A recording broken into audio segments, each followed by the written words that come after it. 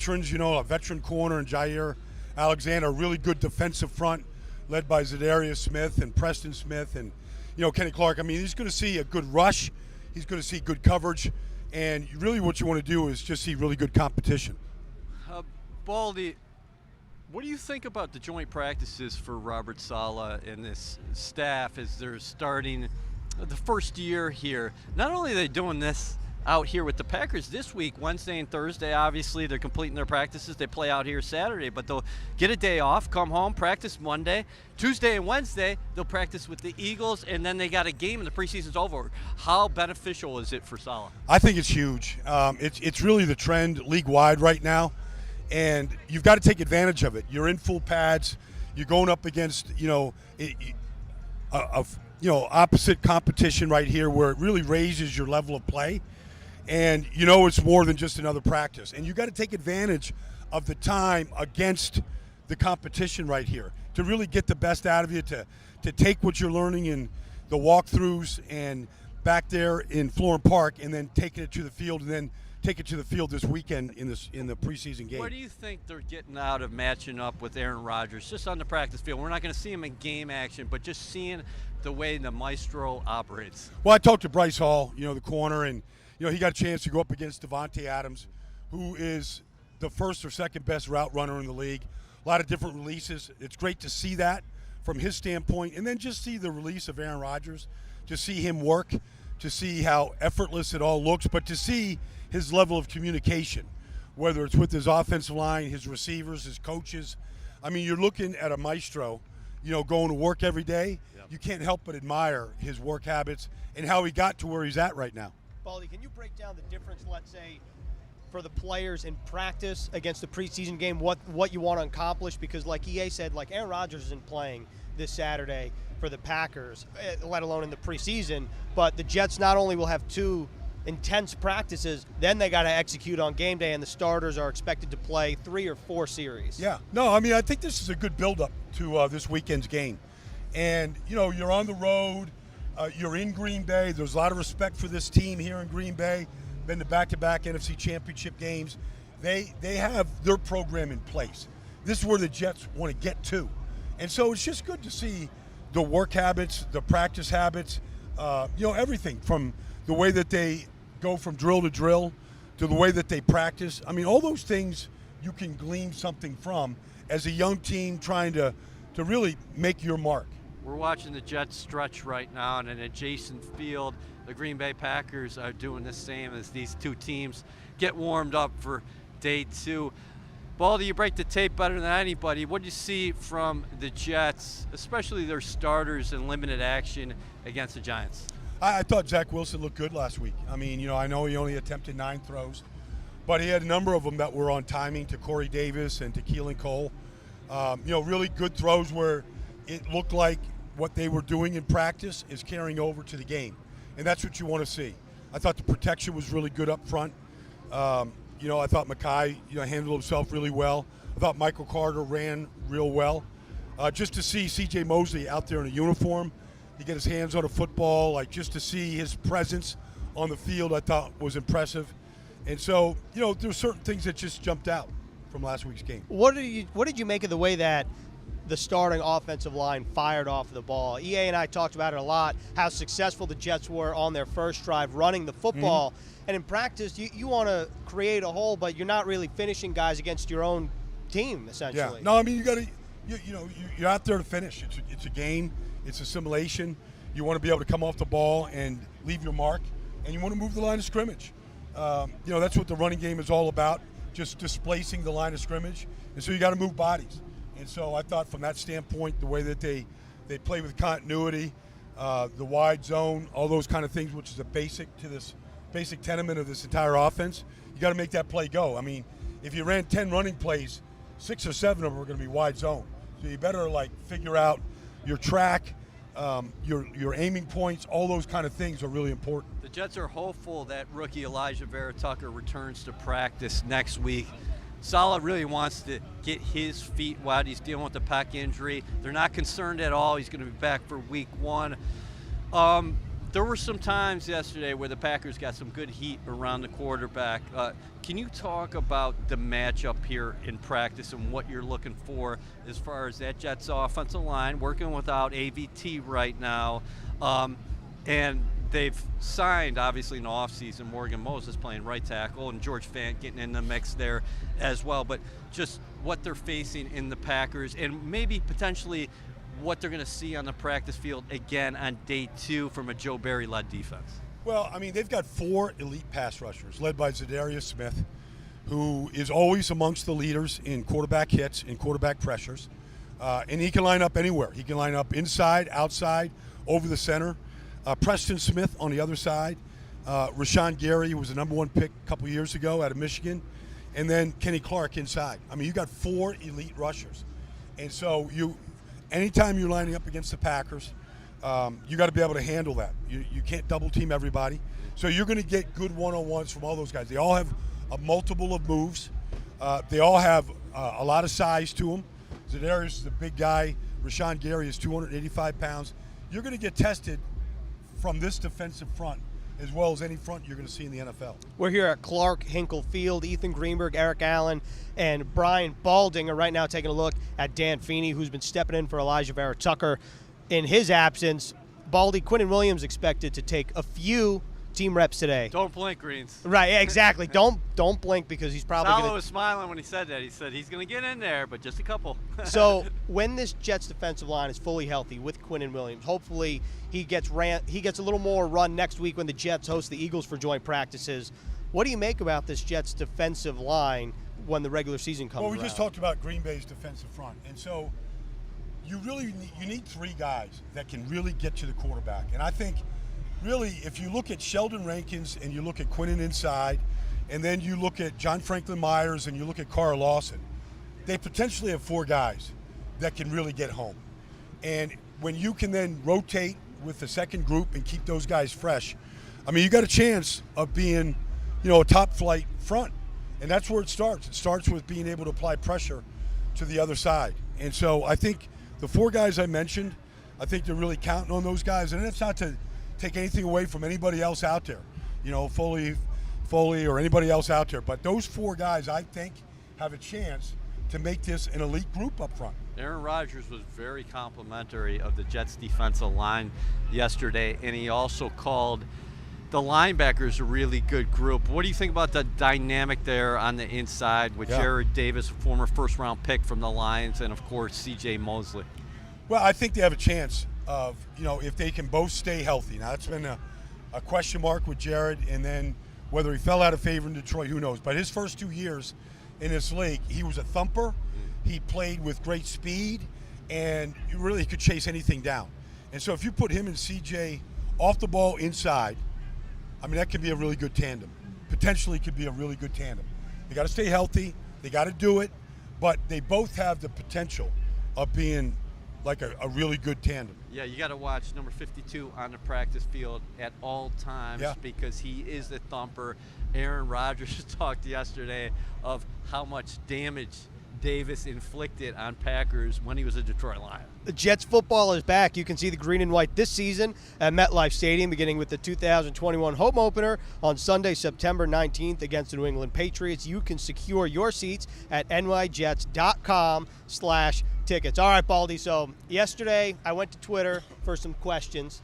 Unfortunately, we didn't get to them, so we're going to bring them back today. Okay. And we're going to start with Paul Esden, Boy Green up in Syracuse. He wants to know, and we're going to start with EA, which Jet isn't getting the pub nationally he deserves so far for his camp? And, maybe it's an unfair question for Baldy since this will be your second practice watching, but Baldy watches the film better than anybody. So let's start with EA, then we'll hear from Baldy. That's a great question. We actually I know where you're did going something with this. similar to this on the website a week or 10 days ago. I would say Bryce Huff, a second-year pass rusher who the Jets have the ability. Baldy just talked about the strength of this team, which is the defensive line, but they have the ability with a guy like Huff to line him up at defensive end in sub packages and shift John Franklin Myers inside, and they really can get after the quarterback. Huff is a guy who is constantly in the offensive backfield. In fact, I think he had a sack yesterday of Aaron Rodgers. Unfortunately, we're not able to see the quarterback go down in practice settings. We did see Bryce Huff take down Mike Lennon against the Giants with the starters. Mm-hmm. So with that, Baldy, who do you have? I got two because they both, I thought, have a chance to jump out. I thought Corey Davis played really well last week. Looked like a number one wide receiver. They called plays for him. He delivered, won his routes. And then I think Carl Lawson is a guy that, if you're playing Cincinnati, let's face it, you're not going to get a lot of publicity. But I've been tracking Carl Lawson now since he left Auburn, and really, War Eagle, by the way. This is a guy that I saw second in the NFL to T.J. Watt in quarterback hits a year ago, and he has a variety of ways of getting to the quarterback. And so I just want to continue to see the progress of Carl Lawson in a Jets uniform. Right now we're taking a look at Aaron Rodgers, obviously the future Hall of Fame quarterback for the Packers. Again, we're here at Clark Hinkle Field. Ethan Greenberg, Eric Allen, Brian Baldinger. The Packers are practicing across the way, Ray Nitschke Field, and in between the two fields, there's the Big Dodd and Hudson Center, which is the indoor facility. So let's move to question number 2. Nice job with that, by the way. Listen, Rodgers last year completed more than 70% of his passes. Look at the ball. The ball just flew out of his hand 45 again. touchdown passes, 5 interceptions, which that's absolutely ridiculous. The only reason they didn't go to the Super Bowl is because they actually turned the ball over in that championship game. All right, question number 2. Jerry Aldini says, this isn't a question per se, but please give us the lowdown what you think is going to happen with the tight end position. So, EA, again, what do you think about the Jets tight ends room right now? Well, it's an interesting competition. The one thing that we should call out is Trayvon Wesco is the fullback in the Jets' West Coast offense. So we've seen Wesco in 2-back sets being the lead blocker there, and he also has the versatility, obviously, to line up on the line. But with that being said, Ryan Griffin right now dealing with the hamstring injury, not out there on the practice field, actually working with the guys off to the side, so hopefully he'll be back in the mix.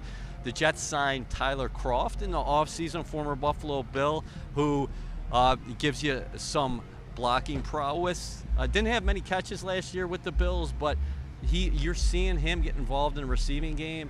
And the wild card there, of course, is Chris Herndon, because we know how talented he is. We saw that his rookie season. Well, I'm looking at the tight ends right now. I mean, they've got an array of them, starting with Wesco and Daniel Brown and Tyler Croft and Herndon. And, look, they'll probably have a chance of keeping 4, probably 3 active on Sunday. If Wesco is your H-back and he's your move guy, and that's what he was drafted to be, then, you're looking at, a real good competition here with Ryan Griffin once he gets healthy. And those guys, really fighting for it. So it's good competition right now. They're probably going to end up releasing a good football player. Herndon had a great catch yesterday. Actually, that was one of the best Jets offensive plays. I thought it was in a 3rd down situation. Zach Wilson delivered a ball, and Herndon stretched out, made a diving grab in front of the marker. And that's the kind of talent he brings to the table. The other thing we have to keep in mind, Daniel Brown was one of the best special teams players for the Jets. So Robert Saleh talked about it the other day. EA asked a question. In general with the roster, as we get to the later parts of camp and cuts are imminent and around the corner, what can you bring on special teams? Daniel Brown definitely brings a prowess to that phase of the game. And let's move to our third question. We were taking a look at Devontae Adams earlier. There you see the Packers receivers, and Devontae's got the crop top right now. It's a good receiving core, and this Jets cornerback group, very young. And Tito Sanchez wants to know, if the Jets, the young corners, struggle, do you think that they look to bring in any vets? And I will preface this by saying, remember, there's going to be a lot of good football players let go when rosters reduce from 85 to 80 and then 80 to 53.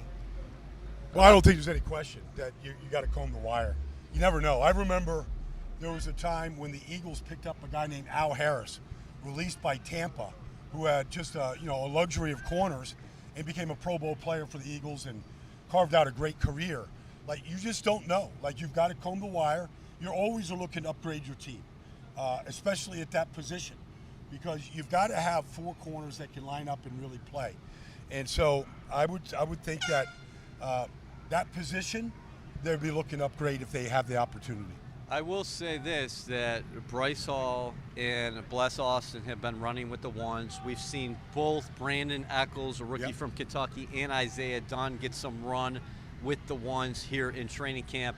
There's a fascinating battle going on at the nickel position. I know we're talking about cornerback. Let's shift inside. Javelin Guidry has had a great camp, and the Jets are very high on Michael Carter II as well, and you got Elijah Campbell in the mix there. Baldy, just from an eye test perspective, when you take a look at Bryce Hall, Bless Austin, very tall, long corners, can you talk about the advantage of that, and then also somebody on the other end of the spectrum like Javelin Guidry, who's explosive but smaller? Same thing with Brandon Eccles. They have speed to burn. Well, look, size is important at that position, but if you look at the Packers, their best corner is Jair Alexander. He's 5'10". I mean, but he has a stickiness about him that's almost unlike almost any other corner. So they can come in all shapes and sizes. The big thing is really how you play the ball in the air. And do you panic? Do you get handsy? You've got to defend the perimeter in this business. And sometimes, whether you win or lose on Sundays, it depends on how you play the ball in the air. And are you giving up defensive pass interference penalties? Are you giving up touchdowns? Or are you defending the ball? And so the more reps you can get right now, the more technique work you can get in, the better the skill set you have on Sundays to defend. So big point here, Marcus May, obviously the Jets team MVP last season, is not working with LaMarcus Joyner right now. He's dealing with a minor back injury, lower back, so the Jets expect him back on the field soon. Ashton Davis is going to be out until an estimated time, week 2 of the regular season. So yesterday, May was working with Sherrod Niesman and JT Hassel. So the Jets getting a long look at some of those guys down the depth chart at the safety position. I want to point out, because I do think the way it was portrayed yesterday is that the Packers had their way with the Jets. Well, the Jets did a lot of good things in the run game. Saleh was very excited to talk about the run game yesterday. And then on the other side of the football, the defensive line was getting after Aaron Rodgers, from what I saw. Definitely agree with that. Let's wrap up the fan questions with Kev Guy. We're in Wisconsin. Kev Guy wants to know, cheddar cheese or Swiss cheese if you had to pick one, and we will start with Baldy. Swiss cheese is full of holes, right? Yeah? Yeah, no, cheddar. I mean, cheddar. I'm not eating cheese that's full of holes, all right? If I have my choice, I'm going straight cheddar. Okay. What about you? I'm not that much of a cheese guy, to be honest with you. Just as long as keep that on the down low. Yeah, no, right. I can't say that in Wisconsin. I guess I'll go cheddar. If there's only two options. Did you have the cheese curds last night? No, I did not. Wow. Can you believe that, Baldy? Well, I mean, I drove up from Appleton today, and all I saw were signs for just cheese. Not any particular type of cheese, just signs it pointed with an arrow to cheese. We're in that kind of a area right now. Yeah, Dairy capital of the the world. one thing I will say, you kind of ruined my answer, because I was going to go with Swiss cheese, only because I think it tastes better on a sandwich, a little more versatile. I don't like cheddar cheese on my sandwich. I think it's good on a burger. It's good on a sandwich. You can put it. Well, I live in Philly, so you put cheddar cheese on a cheesesteak. Yeah, you got fair. me. Yeah, okay, that's fair. Well, what is your favorite type of cheese then? I like American Colby cheese. All right. Yeah. EA? You just don't like cheese. No, I'll pass. All right. That's a good way to end the show. I am pumped to be here in Wisconsin. This is my first trip to Green Bay. Baldy, you played in NFL. You've been covering it for a long time. Is it always exciting for you to come to a place like this? Definitely. In fact, just driving in today and just looking at Lambeau Field, I mean, I have so many memories of playing up here. I caught my only pass. Oh, really? In my career at Lambeau Field, 37 yards. Led the NFL in yards per reception that year. As a player, I have memories. And then, of course, as a broadcaster, so many good games at Fox that I did here, and now national radio on Sundays. Just so many good memories being up here. All right, and that's a perfect way to end this edition of Training Camp Live, presented by Atlantic Health System, here at Clark Hinkle Field. Again, Jets-Packers Saturday at Lambeau Field. I said it yesterday, I'll say it again today. If you have not seen One Jets Drive, be sure to check it out on all of our platforms every Tuesday. Receivers were in focus this past week. Check it out, and we'll see you Saturday.